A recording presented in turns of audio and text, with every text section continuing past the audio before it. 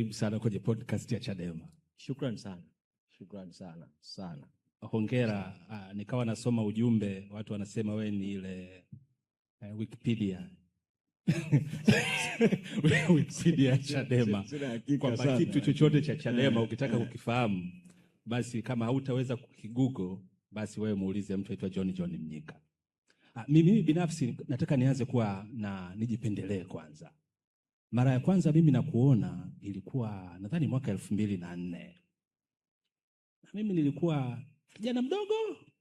Sasa naona huyu bwana mdogo huyu anazungumza, alafu anaenda kumchallenge waziri wa kilimo. Kwamba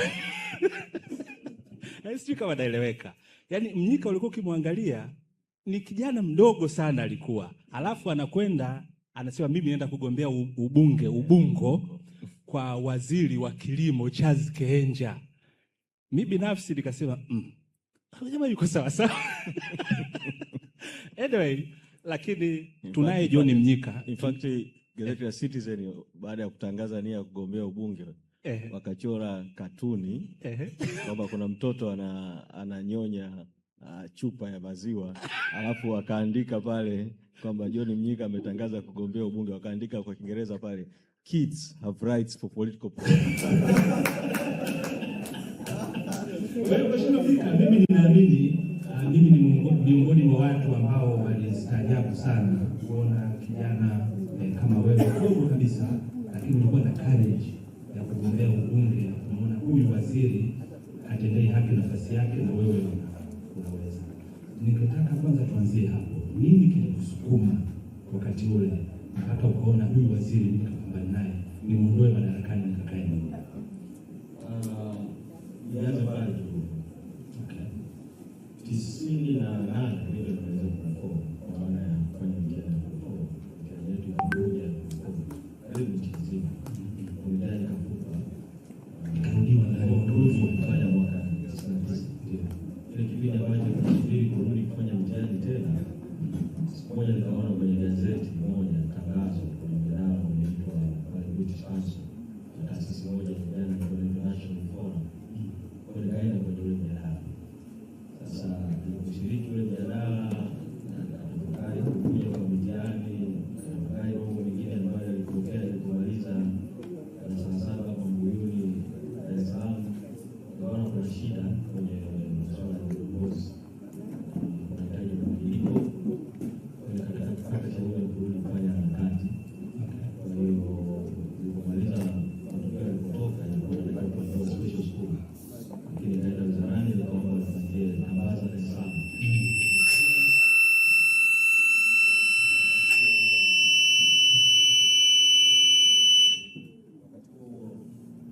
Niweze kuendelea na harakati.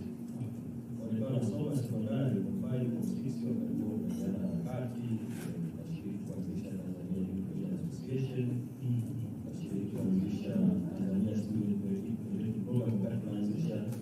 Mimi nilikuwa mwanafunzi wa sekondari. Students Political Program, TSP, ilikuwa tambaza. Kwa msana na Zito na Halima watu ilikuwa shule ya sekondari, na tulikutana mlimani. Sasa wakati wa taasisi ya National Forum, kati ya mambo ambayo tulikuwa tunafanya ni kusukuma mabadiliko mbalimbali. Wakati tunaenda Dodoma kukutana na mbunge, kwa hiyo ikatoa maana kwa mbunge, bali kwa kipindi moja ilikuwa sehemu function president wa Tanzania. Tukakutana na wabunge na mawaziri.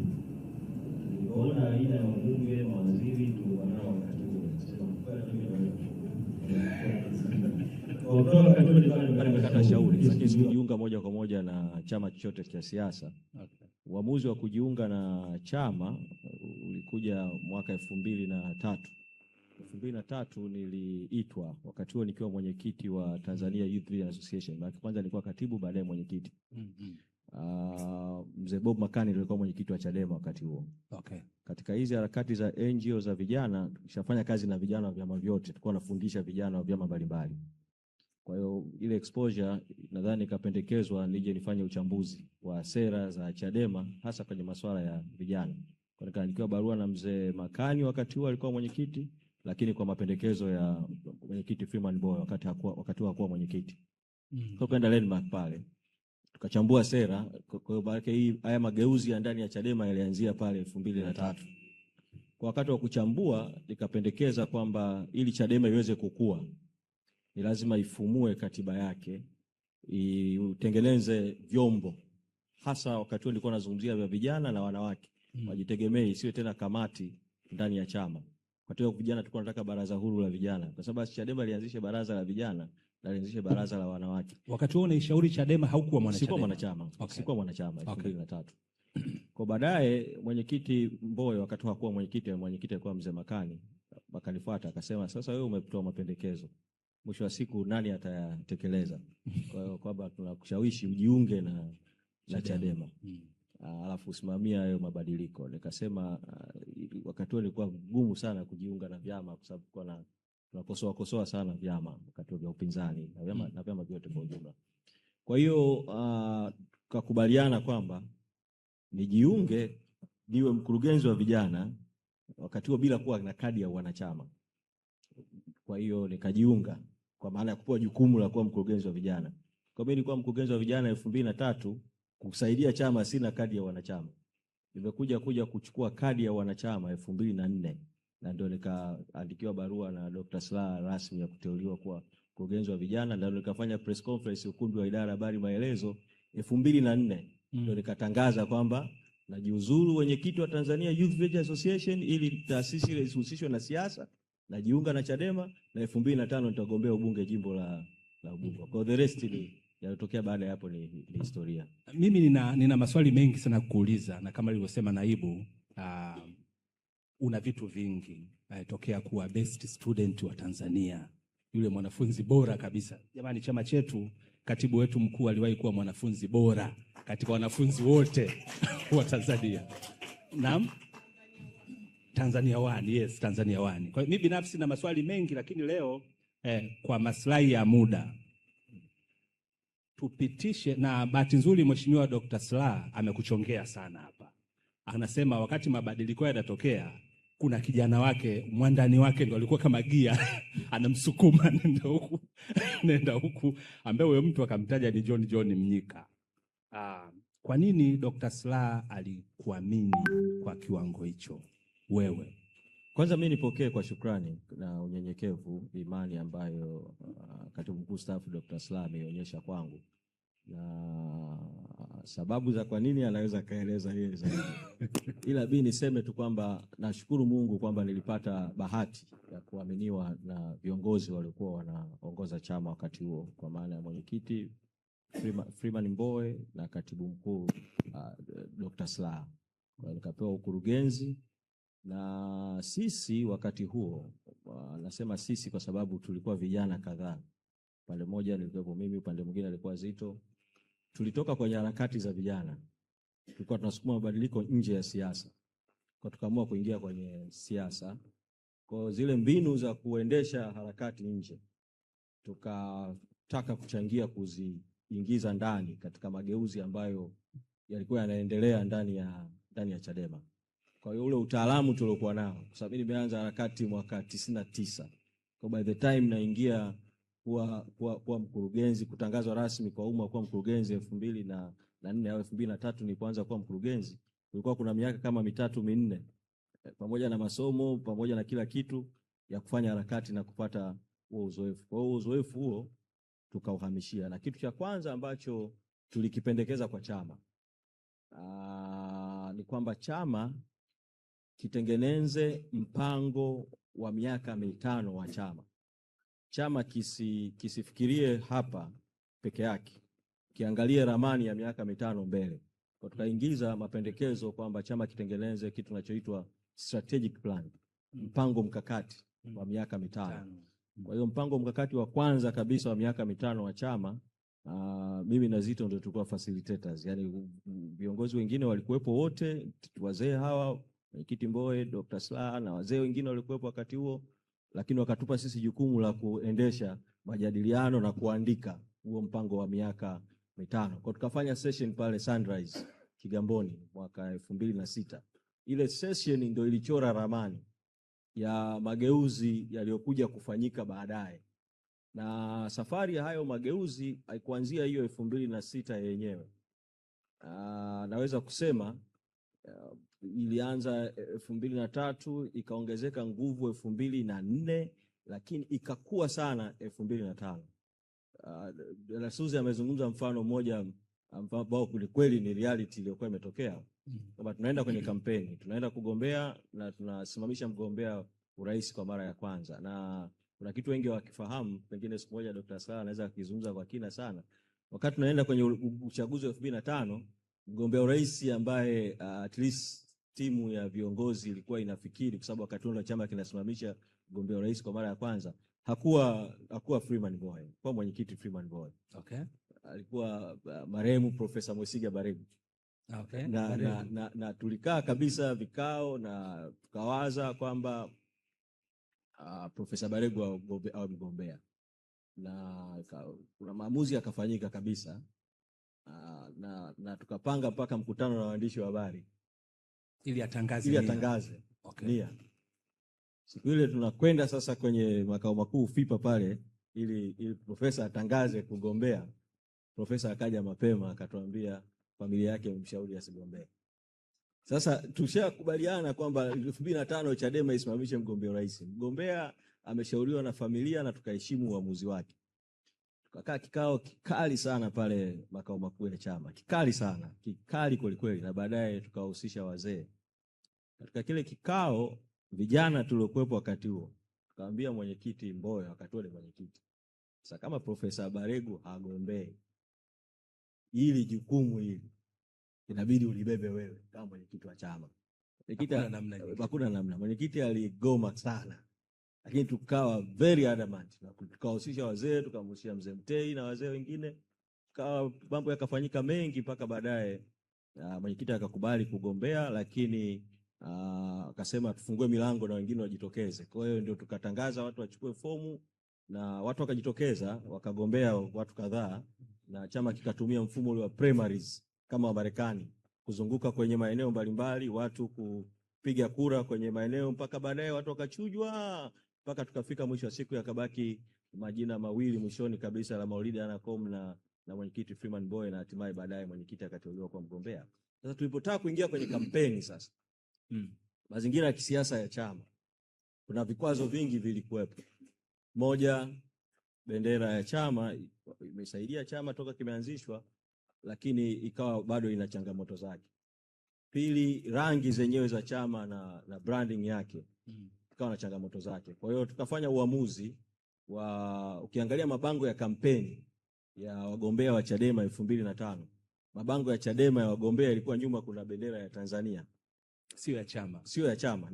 Yani mgombea sura yake nyuma kuna bendera ya taifa.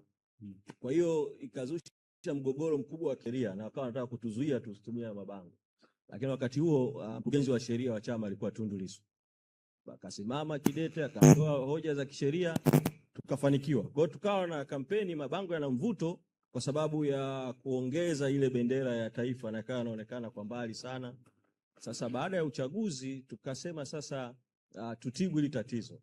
Lakini tukasema kwamba bendera na rangi za bendera sio swala la urembo tu, sio swala la mvuto. Ni lazima zibebe maana. Kwa sababu tukaanza kujadiliana, kama tunabakisha rangi ya blue bahari na nyeusi, tunataka kuongeza rangi nyingine. Ziwe ni zipi, kwa sababu zipi?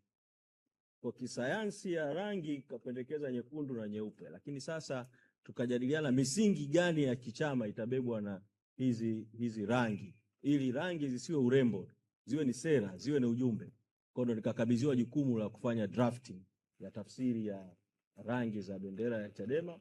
Tuka maintain rangi yetu ya blue bahari kama ishara ya haki, rasilimali maji, na ishara ya muungano kati ya Tanganyika na Zanzibar ambayo inaunganishwa na bahari. Tuka maintain hii nyeusi kama ishara ya Uafrika, utu wa Afrika, watu na falsafa yetu ya nguvu ya umma. Tukaongeza nyeupe kama ishara ya ukweli, uwazi, uadilifu na amani, na tukaongeza nyekundu kama ishara ya kuwakumbuka mashujaa wote waliojivusha taifa katika mapambano ya kupinga ukoloni, wakati wa ukoloni na baada ya ukoloni, kwenye madai ya demokrasia ya vyama vingi, kwamba tuwakumbuke mashujaa. Hii tukiona rangi nyekundu iwe chimbuko la uzalendo wetu. Kwa ni chama kiwe chama cha watu wazalendo, chama cha watu majasiri, chama cha watu mashujaa, sababu tukitambua kwamba kuna watu walikufa kwa ajili ya struggle mbalimbali. Kwa hiyo tukaingiza kwenye kanuni ya chama.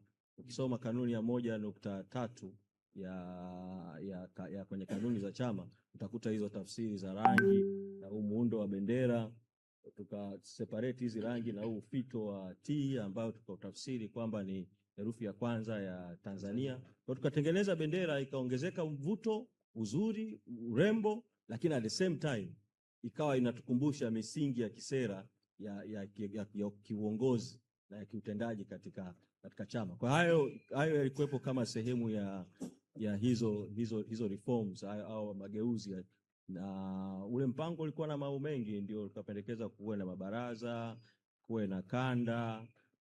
Uchaguzi wa 2005 tulikuwa na kauli mbiu ya uchaguzi. Sasa kila uchaguzi huwa tunakuwa na kauli mbiu fulani inayobeba ilani. Kama ambavyo wakati wa mgombea urais akiwa mwenyekiti Lissu tulikuwa nasema uhuru, haki na maendeleo ya watu. Kwa mara ya kwanza tuliposimamisha mgombea urais tulifanya utafiti, tulifanya focus group discussions na tukatuma watafiti huko mtaani, tukagundua kwamba kauli mbiu ambayo tuende nayo wakati huo ni mabadiliko ya kweli, uhuru wa kweli.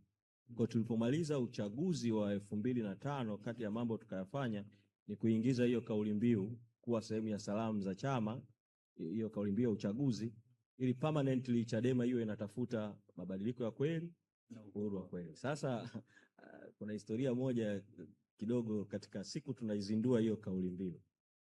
Tumekubaliana kwenye kikao kwamba kauli mbiu ya Chadema Vema ibaki kwamba ndio ya kwanza. Chadema Vema.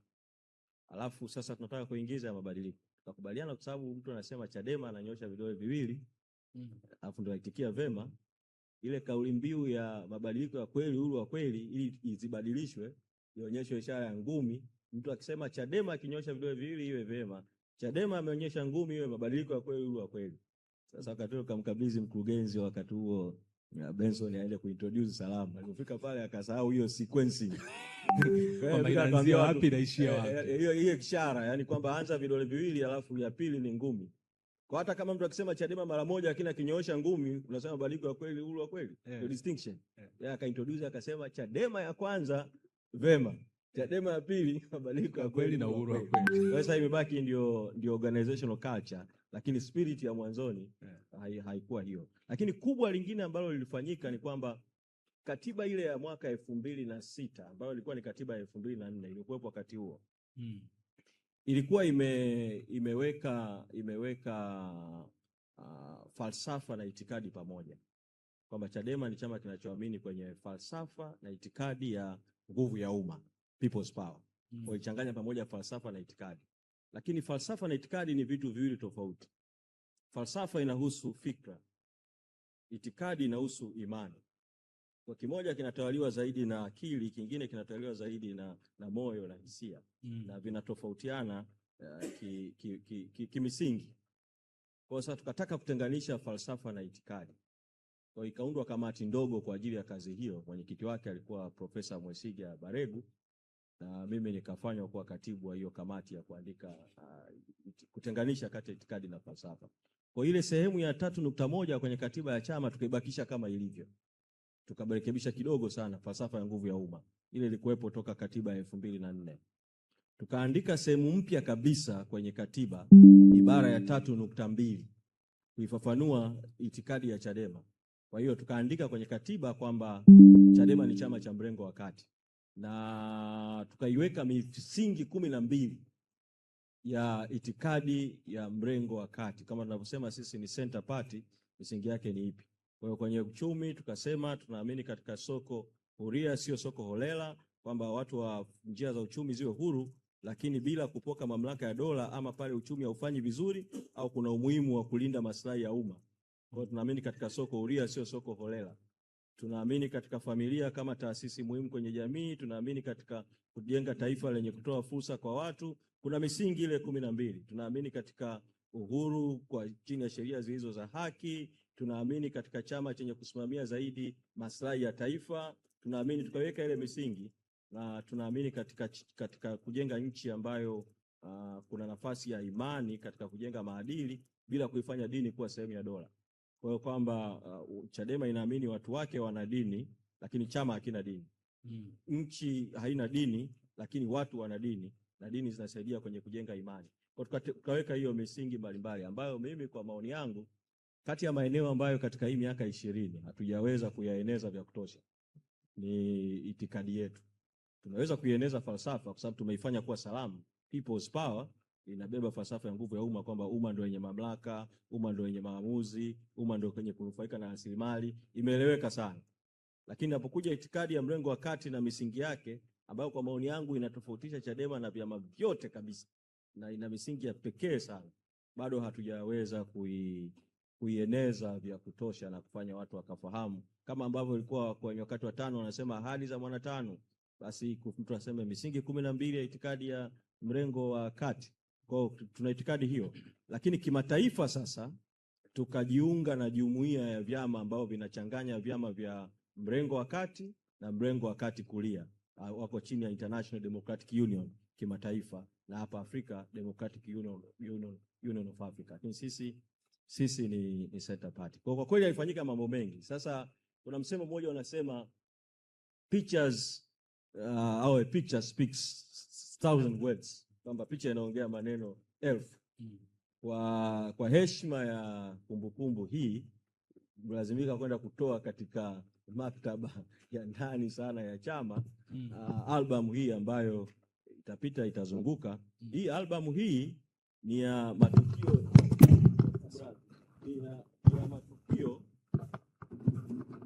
yaliyotokea PTA tarehe 13 Agosti 2006. Kwa hiyo utaona albamu itapita na picha zinaweza kupigwa tu, watu wakasambaza kwa kadri watakavyowahi huru kuzipiga picha. Utaona kwamba hii albamu ina kama awamu mbili za chama. Mkutano mkuu wa chama wa PTA ulianza kama mkutano mkuu wa Chadema ya zamani. Ulianza mkutano mkuu ambao bendera ilikuwa inapepea ni ya zamani, mapambo ya zamani, t-shirt ambazo wajumbe walivaa ni za zamani. Alafu ule mkutano mkuu sasa ukajadili hayo mabadiliko, ukajadili katiba mpya ya chama, ukaipitisha. Alafu mkutano mkuu ukajigawa katika mikutano mikuu mitatu. Ya kwanza kabisa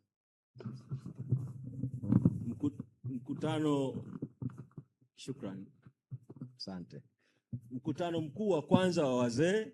Huko kwenye picha utaona mzee Masinde anaongoza wazee wenzake na Balozi Ngaiza marehemu, wote wawili kwenye kupitisha ule mwongozo wa wazee, na mtaona baadhi ya wazee waliokuwepo siku hiyo wakawa mkutano mkuu wa kwanza wa wazee.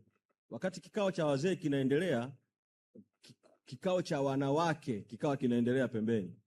Kwa mtaona wakina mama nao na walikuwa wanaongoza ile session ya wakina mama kupitisha mwongozo wa kwanza wa BAWACHA, nao wako pembeni pale.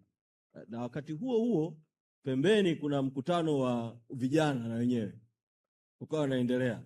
Sasa ukiangalia kwa mfano tukio la vijana la jana lilivyokuwa kubwa vile, au mkutano mkuu wa vijana, afu ukiangalia ile mikutano mikuu ya kwanza ya vijana, unaweza kuiona hiyo safari ya ukuaji wa chama kwa miaka 20 ilivyokuwa ngumu. Alafu baada ya hiyo mikutano mikuu kupitisha miongozo ya mabaraza, mkutano mkuu ukarudi upya tena sasa ukabadilika ukawa mkutano mkuu mpya. Rangi zikabadilishwa ukumbini, mapambo, sare za watu wengi zikabadilika, zikawa sasa za hizi za bendera mpya ikapandishwa pale. Msajili wa wakati huo John Tendwa akiwa anashuhudia zoezi ile, mtaona kwenye picha hiyo story nzima. Na ndio siku hiyo kadi maalum zikauzwa. Daktari alichukua kadi namba 42, zilikuwa zinauzwa kwa mnada. Mimi nilichukua kadi namba 80 sawa na mwaka wangu wa kuzaliwa. Kwa hiyo ilikuwa inauzwa kadi kwa mnada pale, kwa hiyo kadi mpya zikauzwa. Kwa hiyo ilikuwa tukio la pekee sana kwa mtu ambaye aliona na kuweka bango kubwa kwamba tumezindua tumaini jipya. Kwa mtu ambaye alikuwa anaona wakati huo, alikuwa anaona ni tendo tu. Lakini kumbe ile transformation, ile katiba mpya, bendera mpya, mabaraza kuanzishwa, kanda kuanzishwa, muundo wa chama kubadilishwa, ilitengeneza sasa misingi ya vuguvugu lililofuatia baadaye mpaka Chadema ikatoka kutoka kuwa Tumaini Jipya mpaka kuwa Tumaini Kuu. Utakapopita hii album mtaona mpaka baadhi ya waalikwa waliokuwepo wakati huo. Utamwona Bashiru Ali Kakulo alikuwa ametoka kama anawakilisha chuo kikuu, kina Kitila Mkumbo. Kuna historia kubwa nzuri na historia mchanganyiko nzuri yenye changamoto, lakini picha zitazungumza mengi mengine. Na historia ni kitu muhimu sana kwenye kujenga misingi ya wakati uliopita, wa sasa na ya baadaye. Kwa hiyo kwa ukubwa hili tukio, iseme tu kabla hujaendelea, leo nilitamani sana nipate salamu za mwenyekiti Tundu Lissu kuhusu hili jambo, lakini kwa kuna msiba wa mama yetu Florence Kasilima, mweka hazina wa Bazecha, kwa nikalazimika kutoka mapema mahakamani. Na nikawaomba Dr. Nshala na mwanasheria mkuu pamoja na mwenezi wa Bawacha Aisha Machano wafikishie ujumbe mwenyekiti juu ya tukio hili, ambaye naamini angefurahi sana kuwepo hapa leo, kwa sababu na yeye alikuwepo kama sehemu ya ule mkutano wa 2006. Hawakupata wasaa kuzungumza naye kwa kirefu, lakini walipofikishia ujumbe, kwanza ameshukuru sana kwa tuzo ambayo Bavicha walimpa jana, na kwa tukio la leo neno lake kubwa ametuambia good luck, kwa ametutakia heri sana ya siku ya leo. Wow. Kwa sababu historia hii ya ukuaji wa miaka hii, uzinduzi mpya wa chama na huwezi kuitenga na Dr. Slaa ambaye alikuwa katibu mkuu wakati huo, na mwenyekiti Freeman Mbowe ambaye alikuwa mwenyekiti wakati huo. Nilimtafuta mwenyekiti Freeman Mbowe leo kwa simu, mwenyekiti mstaafu. Nikamwambia tuna tukio leo la kumbukumbu ya chama kuzinduliwa upya, una neno gani? Na nilizungumza naye kwa simu, kwa hiyo nikaandika kwenye notebook. Kwa nitasema kile ambacho aliniambia kwenye simu. Okay. Ni milestone ya transformation ya Chadema iliyojengwa kutoka Chadema ilipoanzishwa 1992 na kusajiliwa 93. Tumepita hatua mbalimbali nzuri na ngumu, tumejifunza. Ni 20 years of a learning curve. Niko Bahi, hongereni na watakia heri. Kwa hizi ni salamu za mwenyekiti Freeman Mbowe. Na tambua vivema kama mwenyekiti bara Mheshimiwa John Heche angekuwa pamoja na sisi, lakini baada ya siku ya vijana ile alibaki Dodoma kwa ajili ya kukutana na wenyeviti wa mikoa. Kwa kuna shughuli nyingine kule ambayo inaendelea. Na natambua kwamba siku ya leo ingekuwa vyema sana makamu mwenyekiti Zanzibar angekuepo, na alipaswa kuepo, lakini amepata changamoto, ameshindwa kuja. Kwa sababu mkiangalia hiyo album mtakuta makamu mwenyekiti Zanzibar Mheshimiwa Saidi Mzee wakati alikuwa kijana mdogo sana, alikuwa sehemu ya hiyo historia. Kwa hiyo nataka kusema nini, kwamba yale mageuzi yaliyofanyika wakati huo na mpango wa miaka 5 yaliyotokea baadaye, kwa mtazamo wa nje watu wangeweza kusema ni matukio, lakini kumbe ni mambo ambayo yalitafakariwa. Baada ya hapo sasa tukachukua ajenda kubwa 3: kupinga ufisadi, kutetea rasilimali za taifa, of course na mabadiliko ya mfumo wa utawala ikiwemo katiba mpya, kwa sababu ilani ya uchaguzi 2005 kauli mbiu ilikuwa mabadiliko ya kweli, lakini kuna maneno yalikuwa ndani ya ilani yanasema mabadiliko ya kweli hayawezi kuletwa na mafisadi wale wa chama kile chenye uoza ule wakiendeleza yale kwa ari, kasi na nguvu mpya. Hayo maneno yalikuwa kwenye utangulizi wa ilani. Kwa hiyo msingi ukawa na mabadiliko, na kunaanzia na mfumo wa utawala. Tukawa tunazungumza kuhusu sera ya majimbo, kupeleka madaraka kwa wananchi, na katiba mpya, na kupinga ufisadi ambao ulikuwa umekithiri, na kutetea rasilimali za taifa hasa kwenye madini. Kwa hiyo operation ikaanza, na kwa njia mbalimbali baadaye ndio yakazaliwa ya kashfa ya EPA, kashfa ya Buzwagi. Tukafanya operation moja kubwa sana wakati huo na kutetea rasilimali za taifa, mpaka ikaenda Septemba 15 pale 2007 Mwembeanga kukasomwa orodha ya mafisadi. Ndani mule ya mpango ulikuwa kuna fikra za kufanya operation tukaanza operation mbalimbali mpaka baadaye kazaliwa Chadema ni msingi, baadaye operation Sangara, baadaye movement for change. Kwa safari ikaendelea ya hatua kwa hatua. Kwa mimi ukiniuliza nitakwambia tumepiga hatua hiyo ya miaka 20, lakini tuna kazi ya kwenda mbali zaidi. Katiba mpya ya chama imesaidia kukikuza chama kilipofikia. Tumeshatoka sasa kwenye kufanya mabadiliko ya ndani ya katiba mpya ya chama. Sasa hivi tuna jukumu kubwa kweli kwa Watanzania la kufanya mabadiliko ya katiba ya nchi. Kwa hiyo historia ya miaka 20 itupe nguvu zaidi ya mapambano ya mbele, na mimi naliona baraza kuu lijalo la chama kama mwendelezo wa nguvu zaidi ya mapambano ambayo yalianza uchaguzi wa ndani ya chama tarehe 21 Januari 2025, baadaye msimamo wa no reform no election, baadaye katokea mengi Oktoba 29 na kuendelea. Chama kime maintain position na sasa tunakwenda kwenye operation katiba mpya kiserikali, na pengine waanze kulipwa kupitia pesa za umma.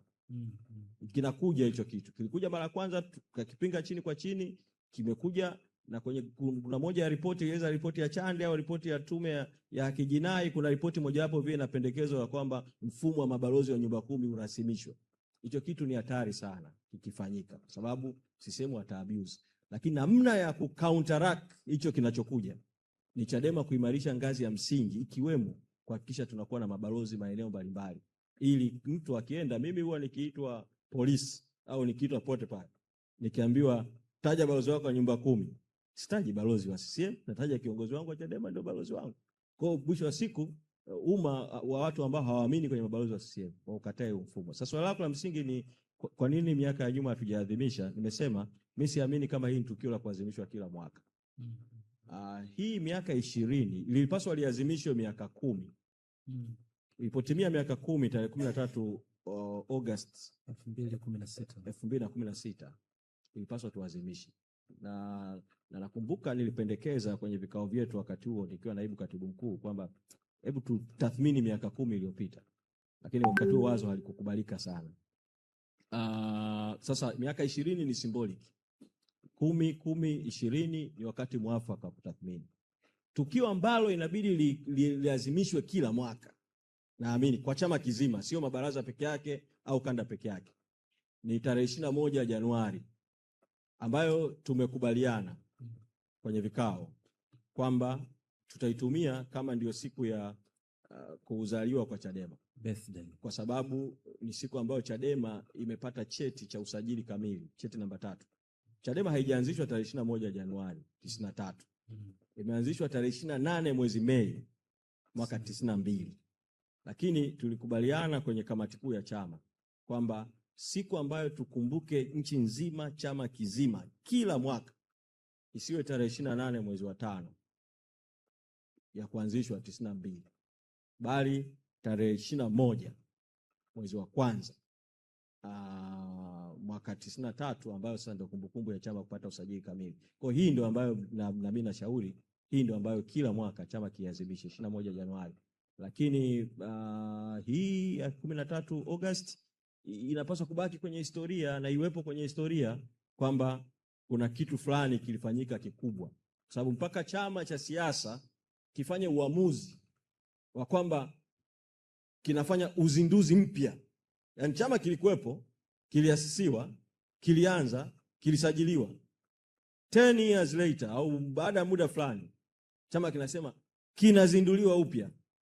Ilikuwa tukio kubwa sana. Kwa ni tukio ambalo halipaswi kusahaulika kwenye historia ya chama, hata kama alikumbukwi kila mwaka kwa vipindi, kwa sababu ndio kimefikisha chama kilipofika. Okay. Kuna hii sasa hivi Chadema inaungwa mkono na vijana wengi sana ambao wana nguvu sana kwenye mitandao ya kijamii, ambako dunia ipo huko. Nasema dunia ipo kiganjani sasa hivi.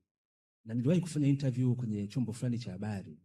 Kuna mwana CCM alifika akasema Chadema mnatengeneza account fake kwenye mitandao ya kijamii, ndio hiyo inaleta kwamba nyinyi mnaungwa sana mkono na vitu kama hivi. Unadhani kitu gani mlikifanya kwenye kuzaliwa upya kwa Chadema mwaka 2006 ambacho kilikonga nyoyo za vijana wengi sana mpaka hiki chama kina kundi kubwa la vijana ambao linawaunga mkono? Mambo makubwa matatu. Kwanza, kuanzishwa kwa BAVICHA. Kuanzishwa kwa BAVICHA kulifanya kwamba kuwe na chombo cha vijana wenyewe na vijana wapate platform. Kabla ya hapo chama kilikuwa kina vitu vinaitwa kamati za vijana, na mwenyekiti na katibu wa vijana walikuwa wanaingia kwenye kamati ya utendaji ya chama. Kwa chama hakikuwa na vyombo vya vijana peke yao. Kwa kilikuwa hakiwezi kuwa na uongozi mpana wa vijana na vijana hawezi kuwa huru. Kwa kuanzishwa kwa BAVICHA kumetengeneza nafasi kwa vijana kuonekana. Kwa hiyo unaona kwanza BAVICHA ilianzishwa, nilikuwa mkurugenzi, kaanzisha 2009, nilikuwa na uwezo wa kugombea kwa maana ya umri lakini sikugombea, nikasema nitasimamia uchaguzi pamoja na wazee, uchaguzi ukavurugika, ikasogezwa mbele, ikabidi niendelee kuongoza BAVICHA wakati ishakuwa BAVICHA kati ya 2006 mpaka 2011. Then ndo akapatikana John Heche kama mwenyekiti ambaye sasa ni mheshimiwa makamu mwenyekiti wa chama, wakaongoza na generation yao, wakatoka ikaja generation nyingine. Kwa BAVICHA imeprofile vijana na imekuwa kitalu. Kwa decision ya kuanzisha BAVICHA imevutia vijana na imetengeneza chombo cha vijana. Hilo la kwanza. La pili, uamuzi wa chama, wazee wa wakati huo, Mzee Mtei, Mzee Makani na wazee wengine, kufungua milango ya kukikabidhi chama kwa vijana. Kwa hiyo transition ilianza pale wazee walipokubali wabunge wakati huo wa Dr. Slaa, Mwenyekiti Mbowe mstaafu, wafanye reform ndani ya chama. Kwa wakaanza zile harakati. Kwa hatimaye uongozi ukabadilika. Mzee Makani akakabidhi kwa Mwenyekiti Mbowe. Mwenyekiti Makani akakabidhi. Mwenyekiti Mbowe wakati anaingia kwa mwenyekiti wakati wa 2004, kwa mtu aliyezaliwa 61, unaweza kuona aliingia akiwa sio kwenye age bracket ya ujana ya 35 ushuka chini, lakini alikuwa relatively young. Akaanza kuongoza. Kwa alipoingia akafungua milango na yeye pamoja na katibu mkuu mstaafu Dr. Slaa kwa vijana kuchukua nafasi za uongozi. Kwa sasa ndio wengine tukaingia. Kwa sisi kuingia kwetu, na kwa sababu tukiwa tumetoka kwenye harakati za vijana, tunafahamika sana kwenye cycle za vijana. Kwa Zito, Halima, mimi na wengine, ika attract. Sasa tulipoingia kugombea uchaguzi ikaongeza mvuto zaidi kwa vijana. Mimi sikutangazwa kushinda na kubaliana na Dasuzi kwamba tulishinda 2015 tukaibiwa. Zito akashinda, akaingia bungeni, kukateuliwa wabunge, miongoni mwao wakawepo wabunge wa viti maalum baadhi ambao wengine walikuwa vijana, kina Halima Mdee. Ile kazi ya bungeni ya vijana ikaleta matumaini kwamba kumbe vijana wanaweza kuongoza, na kazi ya nje ya bunge nayo combination ikaleta matumaini kwa vijana. Na hii sio bahati nasibu. Chama hiki kilipoanzishwa, CCM ilikuwa na kauli mbiu vijana ni taifa la kesho. Wasubiri. Mzee Mtei na Mzee Makani, mkutano wa kwanza kabisa wanafanya Mnazi Mmoja baada ya chama kuwa kimeruhusiwa sasa kufanya mikutano ya kujitambulisha. Wakatangaza kauli mbiu ya Chadema wakati inaasisiwa kwamba mwananchi nambari 1, vijana taifa la leo. Kwa hiyo wakawa na kauli mbiu. Kwa ile spirit ya vijana ni taifa la leo ilianza toka wakati huo, ikaendelezwa. Kwa hiyo mimi naamini vijana kuingia bungeni kupitia Chadema, vijana kuongoza BAVICHA ilisaidia. Lakini cha tatu kikubwa ni kuamua kabisa deliberate kufanya harakati za siasa vyuo vikuu. Kwa hiyo 2005 tukafanya kongamano la kwanza Bilkanas pale, serikali ya wanafunzi Daruso, wanafunzi wa chuo kikuu cha Dar es Salaam wakatoka kutoka Mlimani mpaka Bilkanas, tukafanya kongamano. 2006 tukafanya tena makongamano kadhaa. 2007 tukaenda South Mwanza, tukaenda mimi, mwenyekiti Mboya wakati akiwa mwenyekiti, makamu mwenyekiti marehemu Chacha Wango, Mwenyezi Mungu amlaze mahali pema, kwenda kufungua tawi pale. Ndio breed hiyo ya kina Mheshimiwa John Heche. Heche ndo alikuwa katibu pale wa tawi. Kina Machari, Mkosamali, Wenje, ambao baadaye wakaenda kuwa wabunge wa vyama vingine, wengine wakawa bunge Chadema. Lakini pale South Mwanza wakawa na harakati tukamaliza South, tukaenda Morogoro, tukafanya SUA, tukafanya Mzumbe. Kwa ile siasa za kuunganisha harakati za wanafunzi zikatengeneza mvuto kwa vijana ambao wakafanya chuoni, lakini walipotoka wakafanya maeneo mengine. Tukaenda mbele zaidi, tukatengeneza kitu wakati huo nikiwa mkurugenzi wa vijana kinaitwa Y4C, Youth for Change, kwamba tukaangalia kwenye sekta binafsi na sekta ya umma, vijana wanaofanya kazi serikalini, makampuni ya kibiashara, mashirika ya simu, benki na kadhalika, lakini wenye umri wa vijana, tukawarecruit, tukakutana, tukafanya tukio kubwa sana pale Istana, ndio likazaliwa kitu kinachoitwa Y4C. Kwa wao wakaanza kudrive hizo harakati. Ile Y4C, Youth for Change, ndio baadaye chama kikaamua kuichukua kuwa M4C, Movement for Change, lakini ilianzia kwa upande wa hizo harakati za vijana. Kwa hiyo ilisaidia, lakini mwisho ni ukuaji wa mitandao ya kijamii. Wakati sisi tunafanya harakati za vijana, internet ilikuwa haijakolea sana Tanzania. Internet inafanywa kupitia internet cafes. Haijafika kwenye smartphone. Saizi kila mtu ana internet, watu wengi wana internet kiganjani mwao. Lakini wakati internet inaanza kupanuka, kizazi hiki kilianza kuitumia. Kwa kulikuwa na majukwaa ya majadiliano wakati huo. Wakati huo hizi Facebook, Insta, X hazikuwa zimepik sana. Lakini platforms zilikuwa ni websites na discussion forum. Kulikuwa kuna mijadala kwenye mitandao kama Daho, Twaya, mtandao unaitwa Jambo Forum, baadaye ndo kageuka kwa Jamii Forum. Na baadaye sasa penetration ikaanza Facebook, kwa sababu Facebook ndio ilitangulia, ikaendelea. Kwa ile mitandao ya kijamii na zile harakati za Chadema vikaungana. Sasa hivi kizazi cha sasa kimefika mbali sana. Yaani kizazi cha Gen Z kimefika mbali kweli kweli. Na internet nayo imefika mbali kweli kweli.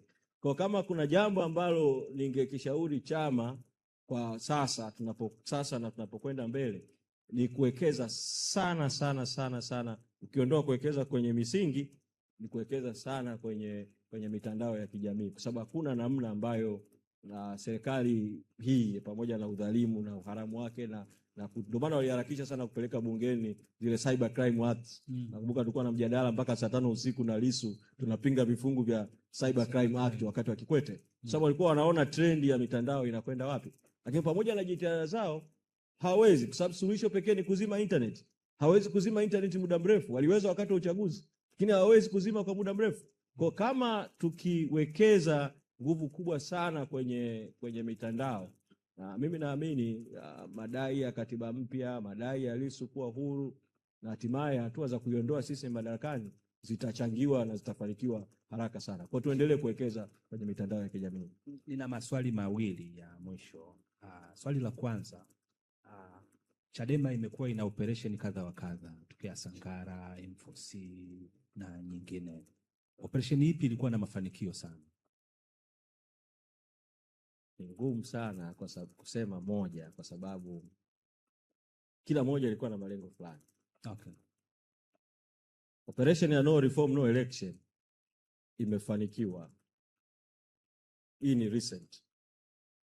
Mpaka sasa nchi iko hapa ilipofika, tunatoka kwenye mtanziko, kuna matatizo, kuna mauaji yametokea, lakini kila mtu anakubali sasa Tanzania inahitaji katiba mpya haraka sana.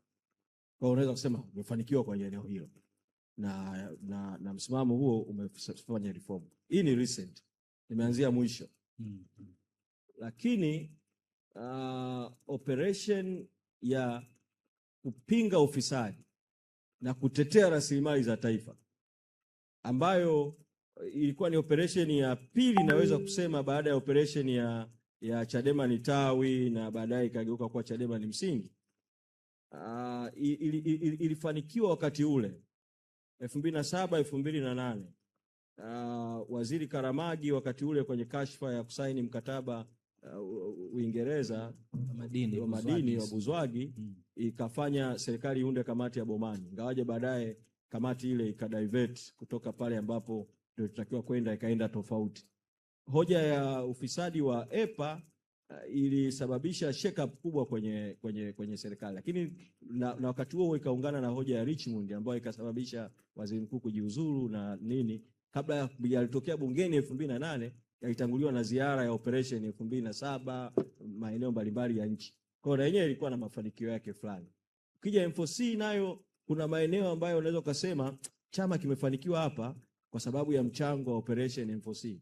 Ukija operation Sangara, tuliposhinda Tarime baada ya kushingiziwa kwamba tumemuua Wangwe, tukafesi huo propaganda za uongo za CCM, tukakabili tukashinda ubunge na udiwani pale Tarime. Tulipotoka pale tulikuwa na salamu mambo kama Tarime, wakati tunaenda Tarime tulikuwa na salamu mambo kama Kenya. Tulipoanza kuingia sasa kwenda kutumia momentum ya ushindi wa Tarime kuingiza operation, tukasema kwa sababu tuko kanda ya Ziwa tutumie Sangara kama simbo ya mapambano. Kwa tukafanya operation Sangara, ukanda huo wa Biharamulo, tukashuka tukazunguka mpaka tukafika Mbeya, tukazunguka.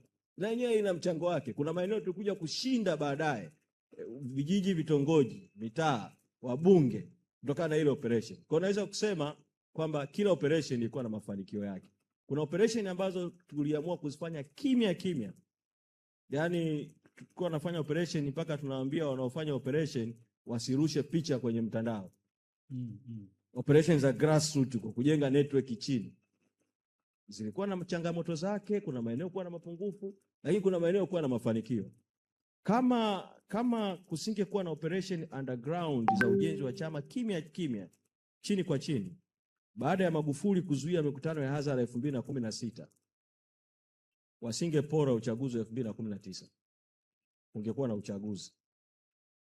Kwa kuwa walituzuia siasa miaka mitatu. Yet pamoja na kuwa walituzuia, kuna operation ilifanyika kimya kimya for 3 years.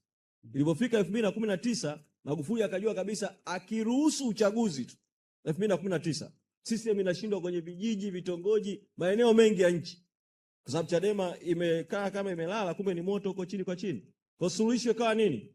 Suluhisho ikawa ondoa wagombea, kata wagombea. Ndio maana 2019 watu wakainguliwa sana. Kwa kifupi naweza kusema kwamba operation zetu kila moja ina mafanikio yake na ina mapungufu yake, lakini zote zimechangia kwenye kufanya chama kifike hapa.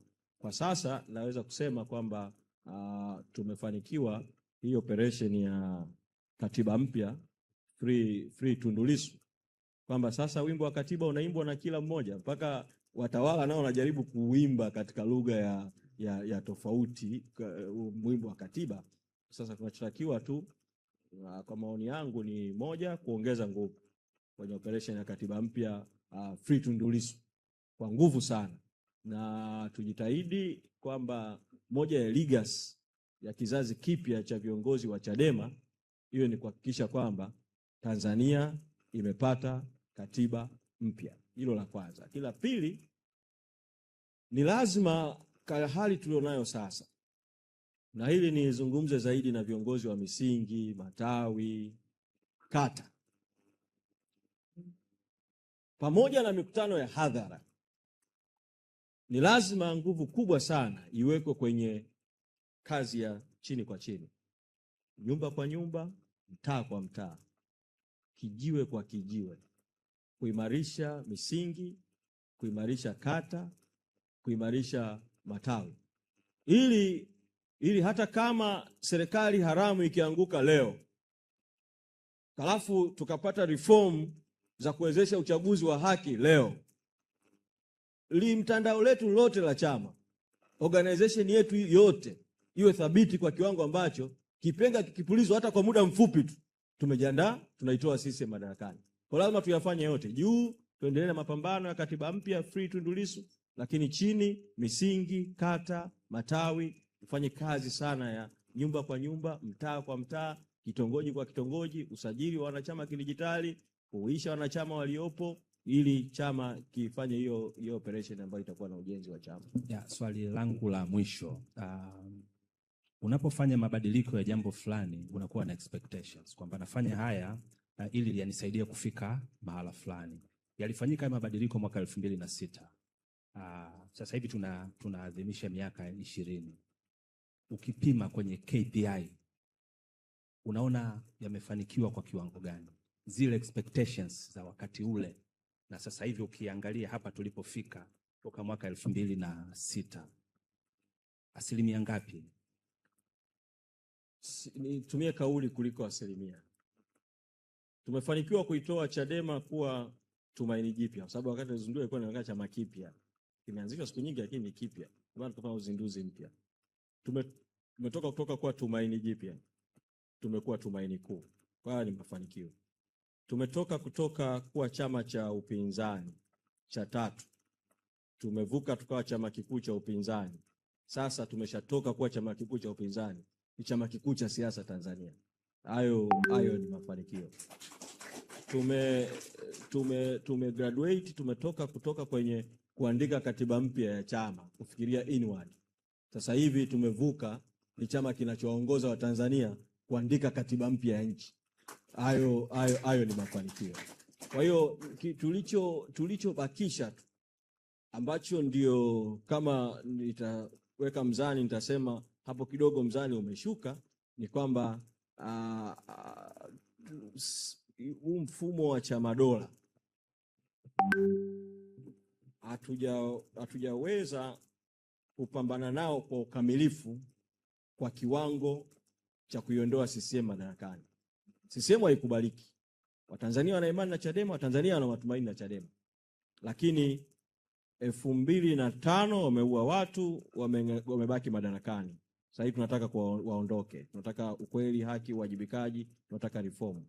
2024 wameingua wagombea. 2020 wameingua wagombea, wakaiba na uchaguzi, wakaweka na masanduku ya kura matokeo huko ndani kwenye masanduku. 2019 waliingua wagombea. Sisi tulitakiwa tuwe tumeishinda sisi. Naweza kusema kwa hakika kwa msuli hivi, kwa karibu, kwa nguvu, kwa shida kidogo 2010. Lakini kwa hakika kabisa 2015 ilipaswa tu tumeshaondoa CCM madarakani. Kwa kitendo cha CCM kuendelea kubaki madarakani toka 2015 mpaka leo 2026, maana yake ni kwamba kuna mahali tunaweza kusema hatujafanikiwa vya kutosha. Najua chanzo si cha ndani sana, yani si chetu sisi.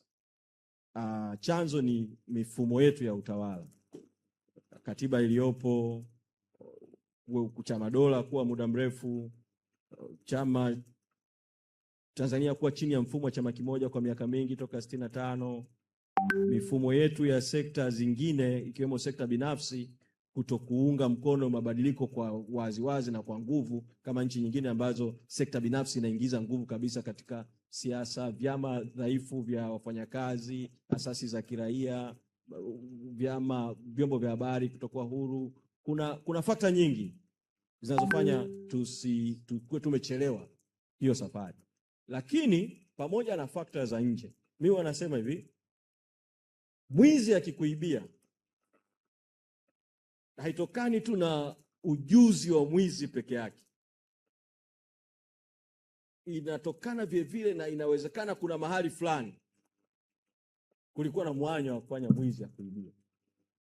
Umeshanipata Kwa hiyo na kimantiki naona kwamba pengine tungeweza kufanya zaidi pamoja na ugumu tulionao,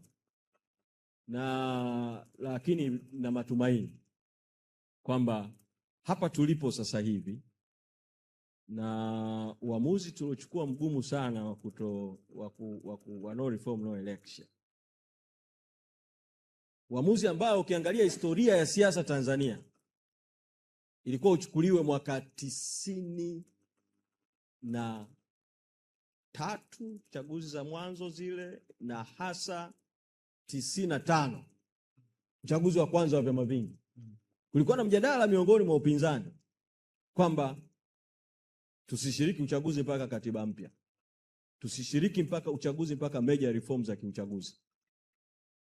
Lakini wakati ule, baada ya fakta ya Mrema kucross kutoka CCM kuhamia NCCR, kuna baadhi ya watu wakasema sasa kwa hili wimbi lililopo tushiriki uchaguzi.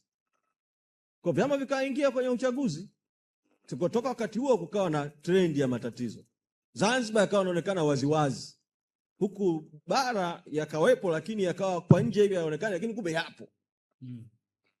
Sasa kile ambacho kilikuwa kifanyike 95 Chadema tumekifanya 2025. No reforms, no election. Tumeleta madhara, yes. Watawala wamekitumia kuua watu, yes. Tunataka ukweli, haki, uwajibikaji, yes. Lakini katikati ya yote ni kwamba sasa Tanzania, kila mtu mwenye akili timamu, hata kama yuko ndani ya utawala, hata kama mdomoni atasema hivi, lakini ndani ya nafsi yake anasema kwa uimla na udikteta wa awamu ya Magufuli na haya ya sasa na nchi yetu ilivyo, katiba mpya haiepukiki. Kwa namna ambayo sasa Tanzania haina uchaguzi, katiba mpya haiepukiki. Kwa sasa jambo hili limekuwa la wote. Kwa kazi yetu tu tumalize kipande kidogo kilichobaki, lakini tukimalize kwa haraka. Mimi faraja yangu tu ni kwamba Watanzania wana imani sana. Leo asubuhi wakati natoka nyumbani napita Mwenge pale, nimetoka Mwenge hivi na karibia Moroko, tuko kwenye foleni. Akasimama kijana mmoja, amevaa t-shirt ya kijani, dereva wa bajaji, ana bajaji ya kijani. Akasimamisha bajaji katikati ya magari yanapita na foleni, akashuka kwenye bajaji yake. Akaja akatuletea noti mbili.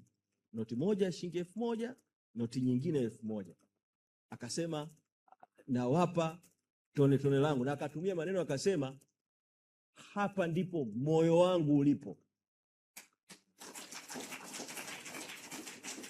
Sasa kama Watanzania wamefikia stage hiyo, Chadema imeshavuka, sio tena chama cha siasa cha wanachama, ni imani ya Watanzania, ni matumaini ya Watanzania, ni maisha ya watu. Kwa hiyo tuendelee tu kuimaliza safari iliyobaki ya kupata katiba mpya na kuiondoa sisi madarakani. Naamini tunaweza mapema sana kwa hali ya nchi ilivyo sasa. Kwa hilo ndio maana. Una neno lolote la mwisho la kuambia wanachadema na Watanzania? Mimi kubwa ni moja, tuishi falsafa ya nguvu ya umma, people's power, kwamba umma ndio wenye mamlaka, umma ndio mwenye baraka, umma ndio wenye maamuzi. Tuunganishe umma wote, tusifikirie Chadema ni chama cha wanachadema, tusifikirie Chadema ni chama cha viongozi. Tukione Chadema kuwa ni chama cha watu, ni chama cha umma, ni jukwaa la watu wote bila kujali ni wanachama sio wanachama, kulitumia kuleta mabadiliko na haki katika taifa. Hilo la kwanza. La pili, hivi vitu vyetu hivi tusivione tu kama urembo, tuvione kama ni utambulisho, tuvione kama ni misingi. Kwa hiyo mwanachadema unavyovaa sare ya chama, usivae tu kwa sababu imependeza. Sawa, imependeza, lakini ishi ukweli, ishi uadilifu, ishi amani nyeupe, ishi nguvu ya umma, ishi watu, ishi Uafrika nyeusi, ishi haki, tetea rasilimali za taifa, tafuta umoja. Blue bahari nyekundu hii, jione, kumbuke watu waliokufa. Na sasa hizi unajua wakati tunazungumza 2006 kwamba rangi nyekundu ishara ya watu waliouawa kwenye mapambano, ilikuwa ni abstract term. Mimi nakumbuka niliandika makala 2, moja niliandika Rai, nyingine nikaandika gazeti lingine kufafanua kuhusu kwa nini tumeingiza rangi nyekundu na nini. Kulikuwa inaonekana abstract, kwa najitetea kwa sababu tulikuwa tunazungumza history, tunazungumza historia kina Kinjeketile, wakina Mkwawa, vita vya Majimaji, unazungumza mapinduzi, unazungumzia Zanzibar kidogo, na unazungumza kuhusu mifano ambayo kwa kijana wa kizazi cha wakati huo unayemwambia anaiona ni abstract, haishikiki. Lakini sasa hivi baada ya watu wetu kuuawa, watu wetu kutekwa, baada ya mauaji ya watu wengi 29 Oktoba na siku zilizofuatia, kwa sababu ya haki. Sasa hii rangi nyekundu ya uzalendo na ushujaa ni halisi sana, kwa sababu tunao mashujaa wa demokrasia ambao wengine tulikuwa nao humu. Yaani unamkumbuka Ali Kibao, naona aliuawa, alitekwa. Rai yangu kwa wanachadema, hizi damu za watu zilizomwagika kwa sababu ya struggle tuziheshimu, tuzienzi. Na kwa sababu kuna watu wamekufa kwa sababu ya hii struggle ya haki, uhuru, demokrasia, asitokee mwanachadema yoyote, iwe ni kwa sababu ya pesa, iwe ni kwa sababu nyingine yoyote, akasaliti damu za waliokufa na matumaini ya Watanzania katika mapambano ya haki. Hilo ndo rai yangu kwa Watanzania na wanachadema. Mheshimiwa Katibu Mkuu, mimi ni kushukuru sana. Naomba tu uniahidi jambo moja. Mimi naona bado hatuja kikamua vizuri kichwa chako. Tukubaliane hapa mbele ya dunia inayotuangalia, tuwe na series ya vipindi hivi, Ifahamu Chadema. Yaani naona kuna mambo mengi kichwa chako kimeyabeba. Natamani nikupunguzie ili usizeeke upesi. Sio mimi peke yangu. Mimi ningeshauri unajua ukiangalia zile picha za ile tukio kwa mfano. Unaweza ukaona sura mule ukasema hii sura kumbe huyu alikuwepo. Kwa huyu naye ana la kwake la kusimulia.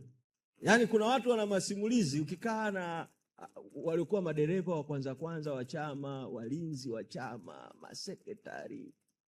Kuna watu wana masimulizi, waliokuwa kwenye vikao huko, kuna watu wana masimulizi. Muhimu huu utamaduni wa masimulizi uendelee. Kwenye mila za Kiafrika kuna kitu kinaitwa oral tradition. Oral tradition ni ile mfumo ya kutransfer urithi kutoka kizazi kimoja mpaka kingine kwa masimulizi tu. Kwa masimulizi tu, kwa sababu sio kila kitu kimeandikwa. Kwa hiyo utamaduni wa masimulizi uendelee. Lakini ushauri wangu vile vile ni kwamba masimulizi yetu yasiishie kwenye swala la historia ya Chadema na mapito ya Chadema peke yake. Sasa hivi tuna jambo kubwa sana la mchakato wa katiba. Hili peke yake kuna masimulizi mengi sana. Na kuna mengi sana yalitokea kati ya 2011, 12, 13, 14 kuhusu mchakato wa katiba.